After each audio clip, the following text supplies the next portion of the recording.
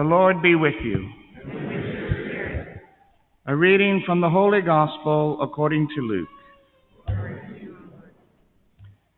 Jesus told his disciples a parable about the necessity for them to pray always without becoming weary. He said there was a judge in a certain town who neither feared God nor respected any human being. And a widow in that town used to come to him and say, "Render a just decision for me against my adversary." For a long time the judge was unwilling, but eventually he thought, "While it is true that I neither fear God nor respect any human being, because this widow keeps bothering me, I shall deliver her a just decision for her, lest she finally come and strike me." The Lord said, "Pay attention to what the dishonest judge says. Will not God then secure the rights of his chosen ones who call out to him day and night? Will he be slow to answer them? I tell you, he will see to it that justice is done for them speedily. But when the Son of Man comes, will he find faith on earth?" The Gospel of the Lord.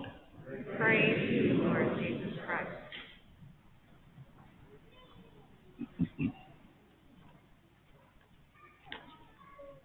Good morning. I feel some pressure to give a really good homily today because we're taking up a collection for deacon formation. And of course, I just went through deacon formation and got ordained in June. So I figure if I give a really good homily, you guys will say, "Wow, we have a good formation program for our deacons, and I want to support that." On the other hand, if I give a really bad homily, you might think, "Golly, our deacon formation program needs to be improved, and I want to support that."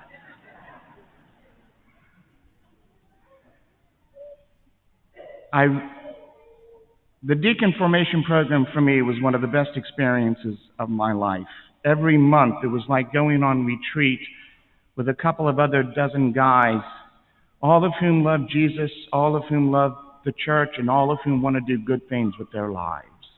And that was a wonderful experience for me.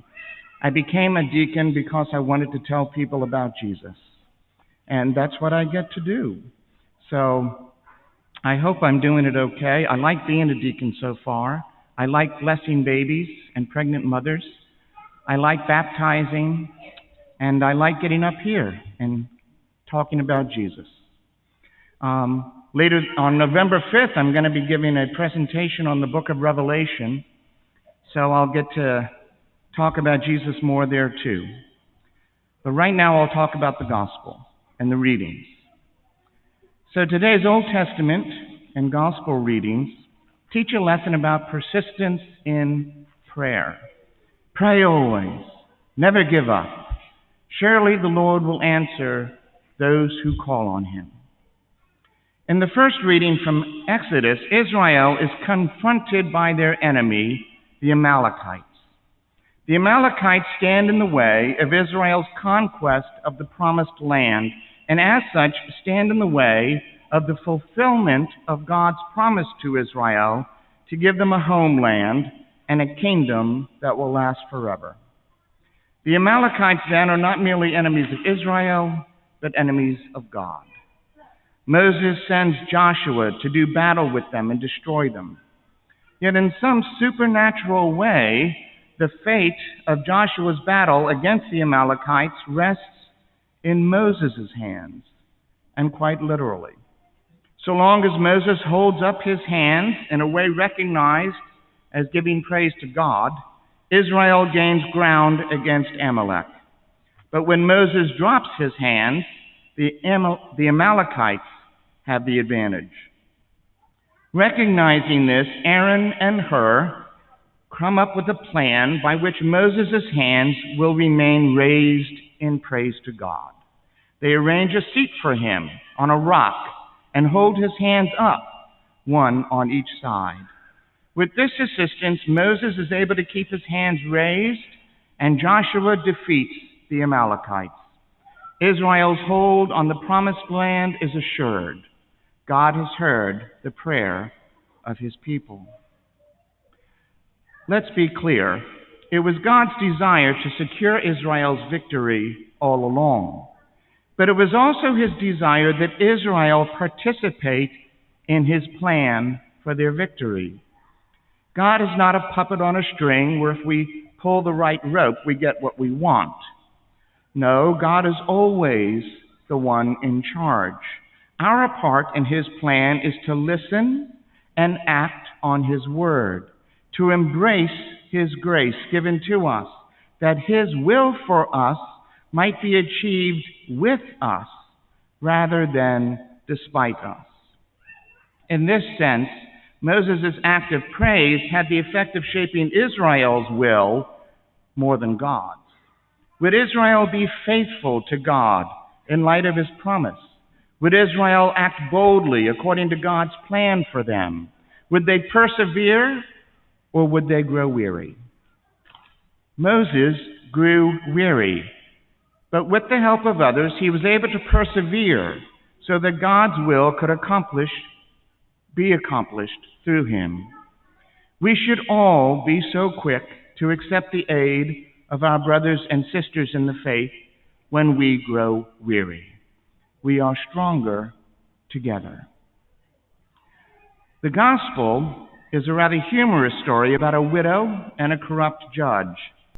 The parable is a call to pray without ceasing. Just as the widow persisted in her petitions to the judge, so are we to persist in prayer, knowing that the one we petition is not an unjust, corrupt judge, but the loving, living God. Pray always. Pray without ceasing. How do we do this?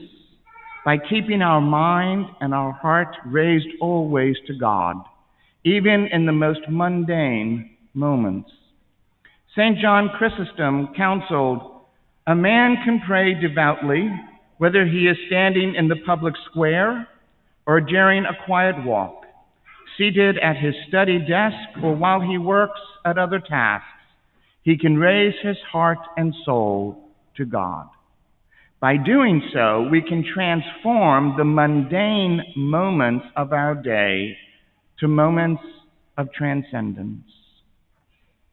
In this parable, the judge has no regard for God or people, but he is harassed by this widow who demands a just judgment in his court. There's no reason to think that the widow doesn't deserve justice. She's not asking that the judge make an unfair ruling in her favor.